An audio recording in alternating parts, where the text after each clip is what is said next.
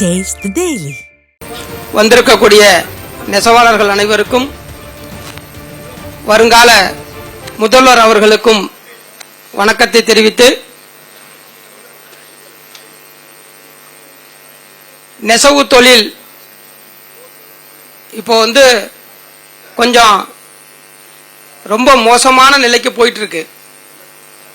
இந்த நிலைமையை தூக்கி நிறுத்துறதுக்கு முதல்வராகிய நீங்க செய்ய வேண்டிய ஒரே நடவடிக்கை 11 ரக இடஒதுக்கீடு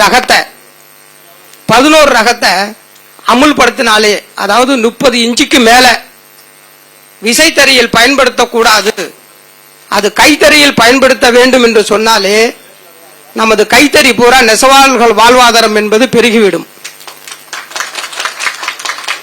அதே போல இப்ப கூட்டுறவு சங்கங்களுக்கு இப்பொழுது தமிழக அரசு, நீங்கள் நம்ம அம்மா ஆட்சியிலையும் உங்கள் ஆட்சியிலையும் 10% மானியமாக வழங்கப்பட்ட தள்ளுபடியை இன்றைய விலை நெருக்கடியை பொறுத்து ஜரிகை விலையும் பாவு விலை ஏறியதன் காரணத்தினால் அந்த விலையை சமன்படுத்த மேலும் 20% தள்ளுபடி மானியத்தை வழங்கினால், பழைய 10 இப்போது 20 ஆக மொத்தம் 30% வழங்கினால் தமிழகத்தில் உள்ள 1000 சொச்சம் கூட்டுறவு சங்கங்கள் வாழும் என்பதையும், அதை நம்பியிருக்கக்கூடிய பல லட்சம் நெசவாளர்கள் தொடர்ந்து வேலைவாய்ப்பு கிடைத்து அவருடைய வாழ்க்கை பெருகும் என்பதையும் இந்த நேரத்தில் கூற விரும்புகிறேன்.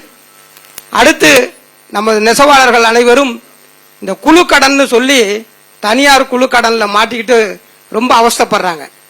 இப்ப என்ன ஆகி போச்சுன்னா, தமிழக அரசு திடீர்னு ஒரு முடிவு எடுத்துட்டாங்க. கூட்டுறவு சங்கத்துல கூலியை கொடுக்கறது பூரா அக்கவுண்ட்ல போட்டு பேங்குக்கு போனா அது உடனே அவங்க கொடுக்கறது இல்ல. அதுல அவங்களும் ஒரு 200-300 அக்கவுண்ட்ல வச்சுக்கிட்டு அந்த சொற்ப பணத்தை நம்ம வாங்கறதுக்குள்ள ஒரு 10 நாள் அல்லது ஒரு வாரம் ஆயிடுது.